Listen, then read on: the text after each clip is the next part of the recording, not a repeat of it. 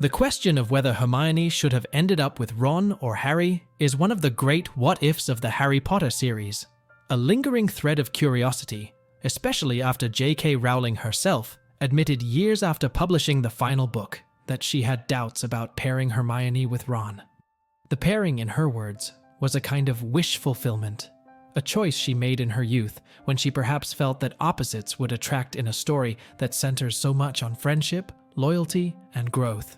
But as the years passed and Rowling reflected on her decisions, she confessed that she might have been tempted to explore other options had she written the books at a different point in her life. So, let's go back and trace the journey of Hermione, Ron, and Harry, imagining their paths and seeing how each choice might have shaped her life differently. Hermione and Ron's relationship doesn't start as a whirlwind romance by any means.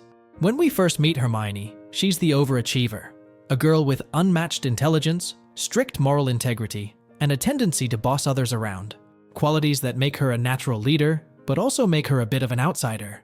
Ron, on the other hand, is the quintessential sidekick at first, almost blending into the background with his easygoing nature and jokes, always ready to break the tension with humor, yet sometimes insecure because he feels overshadowed by his siblings and his friends. He and Hermione bicker constantly, but the tension hints at a spark that could ignite into something more.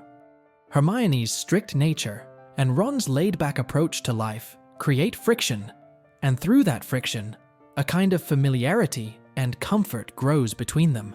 As the series progresses, we start to see Hermione and Ron's dynamic become more than just friendly antagonism. By the fourth book, The Goblet of Fire, there are hints of something deeper. Hermione is hurt when Ron gets interested in other girls and makes his jealousy plain when Hermione attends the Yule Ball with Victor Krum. But at this point, they're still young, and neither knows quite what to make of their feelings. They are both in that frustrating space of almost but not quite, where they each feel something, but neither is willing or mature enough to admit it. This period sets the stage for a relationship that unfolds gradually, almost painstakingly, through miscommunications, jealousy, and an underlying respect for one another's differences. When they finally do come together, it's during a moment of great tension and danger in the Battle of Hogwarts. The kiss they share is intense, raw, and completely unplanned, a perfect culmination of years of bickering, care, and concern for each other. Ron and Hermione's love story isn't neat or romantic in the conventional sense. It's messy, realistic, and shows that love isn't just about compatibility, but about growth and acceptance. They learn to adapt to each other's quirks, tempering Hermione's need for control with Ron's patience, and balancing Ron's insecurities with Hermione's loyalty. They each push the other to grow, and while they might not be the perfect match, their love is based on shared memories, forgiveness, and the understanding that they are both imperfect. But what about Hermione and Harry? Their relationship is built differently from the start. Harry and Hermione share a deep and enduring friendship that's based on mutual respect, shared struggles, and an instinctive understanding of each other's challenges. From the first book, Hermione is there for Harry, offering support, loyalty, and wisdom. She helps him prepare for the challenges of the Triwizard Tournament, stands by him when the world doubts him in Order of the Phoenix, and fights alongside him when things turn dark.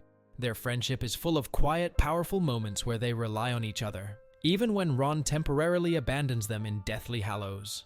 Alone together, Harry and Hermione share a kind of intimacy and trust that few other characters could replicate. One of the most striking moments that fans often point to is in Deathly Hallows, when Harry and Hermione dance together in a tent, trying to lift each other's spirits. It's a small, almost silent moment, but it speaks volumes. There's a shared sense of loss and resilience between them that makes them seem like two parts of the same whole. In that moment, their connection feels almost like a romance, if only for the comfort and companionship they offer each other. They have an unspoken bond, a kind of language of gestures and glances that speaks to a friendship built on deep understanding. If Hermione and Harry had become a couple, it might have been a natural progression. They are both logical, thoughtful, and courageous. They share similar ideals and values, and have a shared history of facing life-threatening situations together. In many ways, Harry and Hermione could have been a harmonious couple, one that's stable, secure, and defined by their ability to communicate and support each other through life's struggles. But Rowling was adamant about keeping their relationship platonic.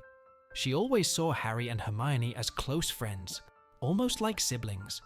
To her, Harry and Hermione's love was the love of deep friendship, one that didn't need the complications of romance to make it meaningful. Yet, for many fans, the Harry-Hermione connection feels as though it could have developed naturally into romance. They see it as a missed opportunity for two people who could have found solace in each other in a way that perhaps Ron and Hermione couldn't. The two of them wouldn't have faced the same kinds of conflicts and challenges that Ron and Hermione's opposites attract dynamic brings. They would have a quieter, more supportive relationship, one rooted in mutual respect, where each truly understands the other's inner struggles. But there is an argument that this relationship, while stable, might lack the passionate spark or tension that can make relationships vibrant and engaging. In the end, Rowling's choice to pair Hermione with Ron was about honoring the imperfect, realistic nature of relationships. Love, in Rowling's world, isn't about finding the perfect match, but about growing together, even when it's messy and challenging.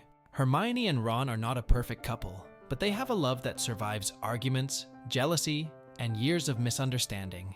It's a love that's grounded in shared memories and mutual respect, even if it isn't always smooth or ideal.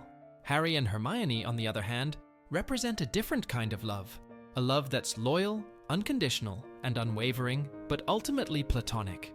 Rowling's story is about the power of friendship and the family we choose. In keeping Harry and Hermione as friends, she gave us a rare example of a deep, loving friendship between a man and a woman that doesn't need to turn romantic to be meaningful. So, who should Hermione have ended up with? If you believe in the beauty of opposites attracting and the challenge of growing through conflicts, then Hermione's choice of Ron makes sense. But if you see love as something built on understanding, quiet support, and shared experiences, then a romance with Harry feels equally fitting. Rowling's story lets us imagine either path, and maybe that's the magic of it, the possibility of what could have been and the acceptance of what is. In the end, Hermione's romantic path, whether with Ron or hypothetically with Harry, reflects the rich and complex nature of relationships themselves. Rowling's choice to pair Hermione with Ron grounds the story in a realism that mirrors many relationships in our own lives. Imperfect, at times frustrating, but also fulfilling in a way that only shared growth and struggle can provide. Ron and Hermione show us that love isn't always about fitting neatly into each other's lives, but about pushing each other, forgiving each other, and choosing each other over and over, despite the challenges. Thank you for watching the video. Don't forget to subscribe to our channel and like the video. See you in the next video.